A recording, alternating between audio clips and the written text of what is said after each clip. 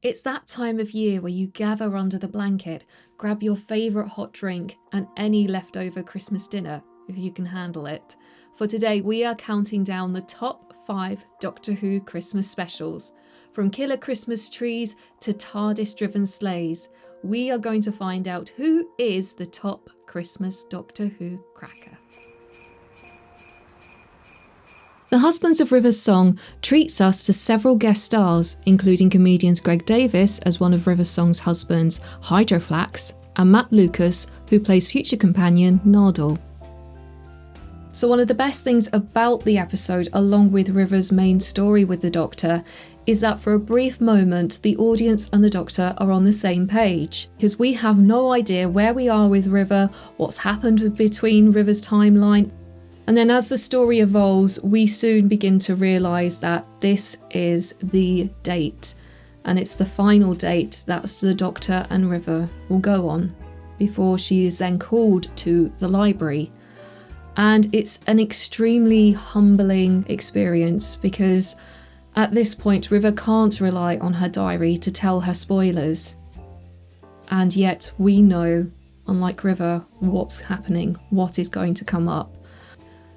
Both Alex Kingston and Peter Capaldi just play this scene very, very subtly, but it is just so well done and so beautiful, and it is a shame that this is River's last on-screen appearance because she did work well with 12, and it would have been nice to just have maybe 1 or 2 episodes between 12 and River. So I think this is why it came in at 5. I was debating, should this be in 6th? Should this be in 5th place? But it's because it's a really well done story, and it's a beautifully told story, and it's something that Stephen Moffat did exceptionally well. I think he can take great ownership in having created this enigma that is River's song, and then tying it up nicely that everything within her timeline has then fallen back in. It's what made it for me, as well as Matt Lucas. I adore Matt Lucas as Nardole. I think he did a fantastic job, and it was a great introduction to the character as well. The Husbands of River's song also includes epic fight scenes and some brilliant exchanges between River and the 12th Doctor. I happen to find myself in danger. Let me tell you, the Doctor is not stupid enough or sentimental enough, and he is certainly not in love enough to find himself standing in it with me. Hello, sweetie.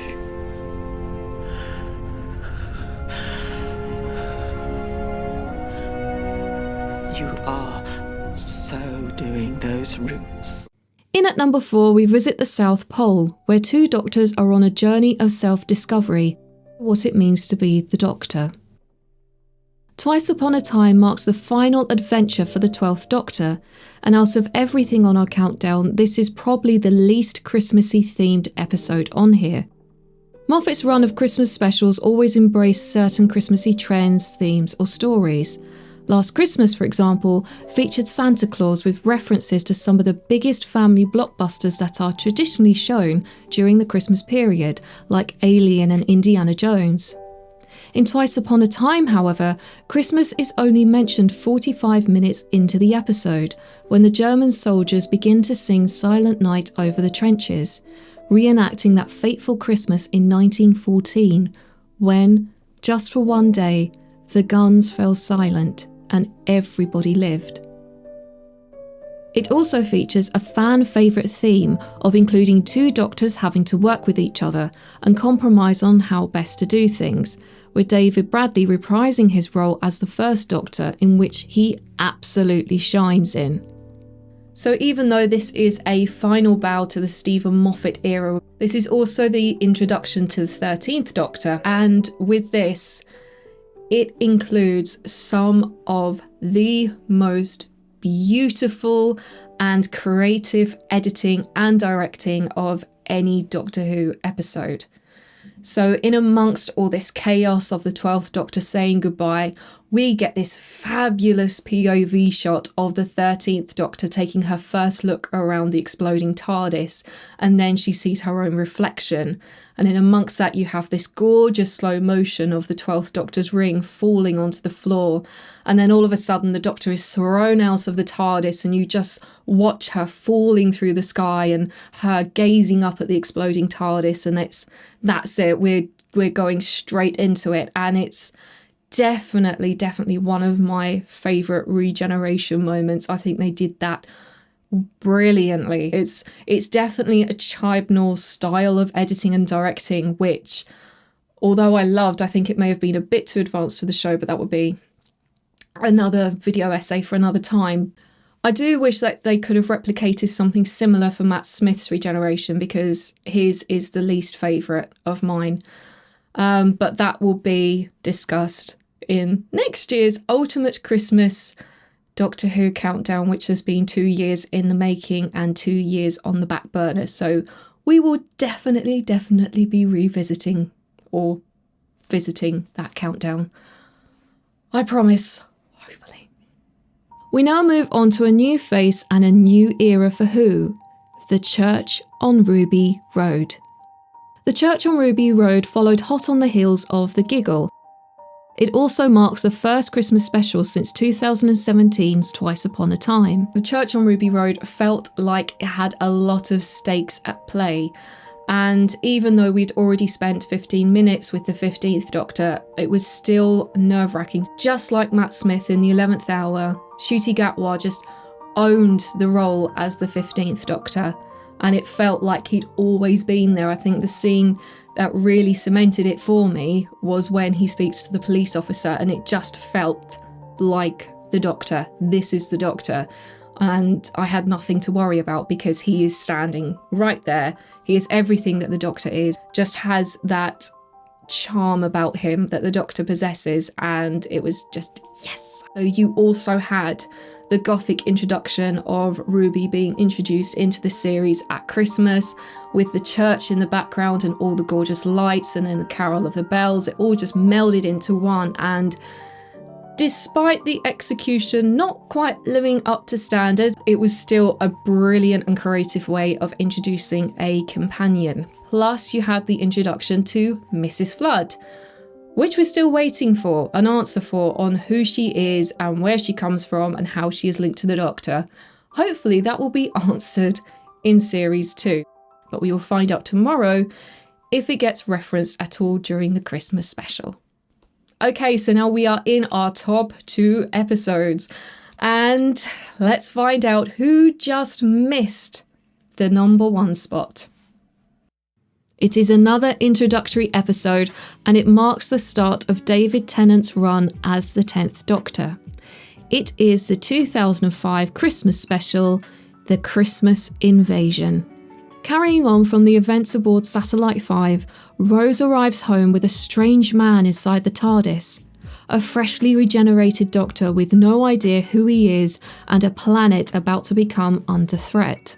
So this might be shrouded in rose-coloured tinted memories and my personal experience with it, because this was the very first episode that I ever properly watched of Doctor Who, and it was the episode that made me fall in love with this mad, brilliant, complex and rich universe. David Tennant came out and I kind of recognised him from Harry Potter. I was like, oh, it's him. Oh, okay. And then I started reading an interview from that Christmas edition's Radio Times, and I just kept reading it and rereading it. And there was a drama being advertised roughly about the same time called Secret Smile, which if you have never seen before, I would highly recommend watching it. It is brilliant. I'd seen him in that and I was just, okay, he's playing the Doctor, he's kind of a psychopath. Oh no. And then I watched it on Christmas Day and I just fell in love with the series. I fell in love with the storyline, and then it got me into looking at the Christopher Eccleston episodes properly.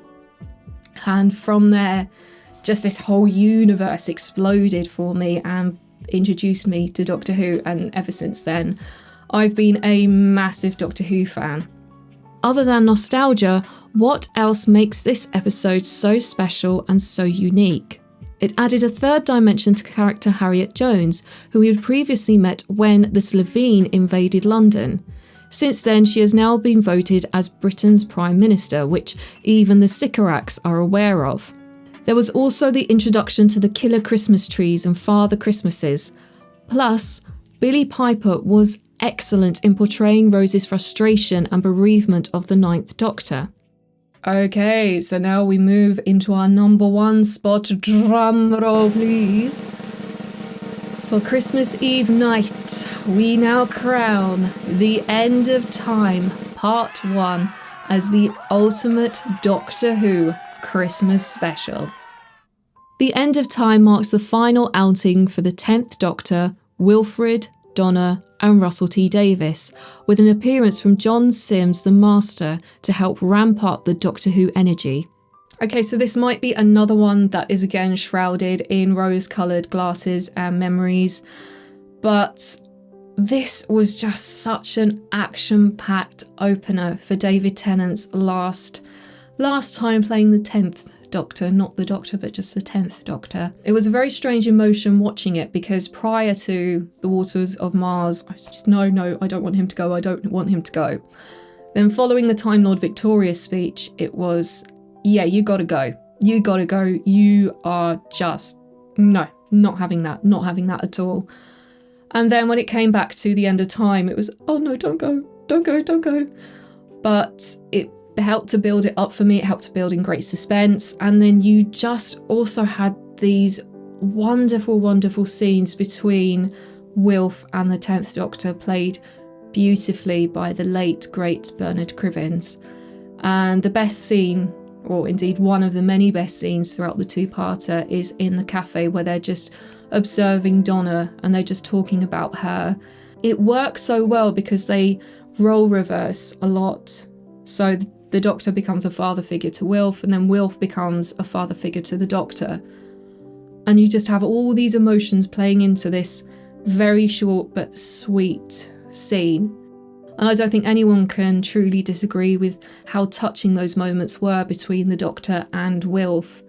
And it is a tremendous shame that we had such a short amount of time with Wilf.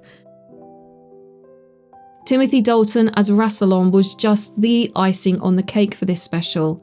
It is a shame that they had to send him hurtling back into the time vortex because he is such an awesome villain. But as we have learnt from the 60th anniversary specials, never say never. So thank you so much for checking out this countdown. I hope you enjoyed it. Were there any specials that you think should have been on here instead of the ones that I have chosen? If so, let me know in the comments below. And I hope you enjoy the Doctor Who Christmas special, which airs tomorrow on BBC One and on Disney+. I'm really excited, I'm looking forward to it, and I can't wait to see what the 15th Doctor has been up to. So anyway, thank you so much. Have a wonderful Merry Christmas and a brilliant New Year. And don't forget to like, share and subscribe for more Doctor Who content. And if you would like to see any more Disney Miss Lizzie content, then please follow me on Instagram and TikTok. So anyway, thank you so much. Enjoy the festive period and I will see you very soon. Bye.